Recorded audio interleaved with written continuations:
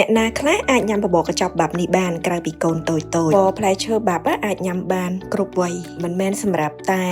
កូនតូចៗទេមនុស្សធំក៏អាចញ៉ាំបានដែរហើយដូចខ្ញុំក៏ខ្ញុំញ៉ាំដែរម្ដងម្កាលពេលខ្លះអាចញ៉ាំជាអាហារពេលព្រឹកបានឡចមួយទៀតសម្រាប់ម៉ាមីដែលទើបតែសម្រាលកូនរួចជាពិសេសម៉ាមីដែលមានអាការៈទល់លាមកនៅពេលដែលយើងទើបតែសម្រាលហើយដោយសារតែអត់ហ៊ានញ៉ាំផ្លែឈើអត់ហ៊ានញ៉ាំបន្លែអញ្ចឹងទល់លាមកជារឿងទូទៅសឹងតែគ្រប់គ្នាដោយសារតែខ្លាចតោះអញ្ចេះខ្លាចតោះអញ្ចោះប៉ុន្តែបើសិនជាខ្លាចតោះណាមកញ៉ាំបបរកញ្ចប់បែបហ្នឹងក៏បានដែរដោយសារតែគេមានជាតិ fiber នៅខាងក្នុងហ្នឹងសម្រួលទៅដល់ការទល់លាមកបានណាហើយមួយទៀតកាឡូរីវាក៏ទាបដែរកាឡូរីទាបប៉ុន្តែមានសារជាតិចិញ្ចឹមខ្ពស់ហើយផលិតពីបន្លែផ្លែឈើ organic ទាំងអស់ហើយខ្ញុំញ៉ាំបបរកញ្ចប់បែបហ្នឹងតាំងពីអូនបរិបូរនៅញ៉េបទួយតែមួយកាលហ្នឹងបបរកញ្ចប់ហ្នឹងគឺទិញពីអូស្ត្រាលីមកខ្លួនឯងកាលហ្នឹងខ្ញុំទិញទុកឲ្យកូនប៉ុន្តែខ្ញុំឃើញវាល្អដែរក៏ញ៉ាំខ្លួនឯងដែរនិយាយតាមត្រង់ទៅទីមួយភ្លក់រសជាតិចង់ដឹងថារសជាតិវាបែបណាហើយខ្ញុំឃើញថាវាមាន fiber ខ្ពស់ជួយសម្រួលដល់ការបត់ជើងទៀតនោះអញ្ចឹងម្ដងម្កាលក៏ខ្ញុំញ៉ាំដែរបបរកញ្ចប់បែបហ្នឹងហើយមានជាតិសាច់ល្អ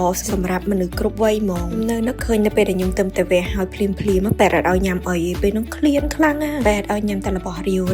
ដូចជាទឹកឲ្យអត់ឆ្អែតទេពិបាកកាលហ្នឹងបើសិនជាបានបបរកញ្ចប់បែបយកទៅញ៉ាំមិនដឹងជាល្អមិនអីហើយពេលនោះខ្ញុំពិបាកបត់ជើងមែនតែ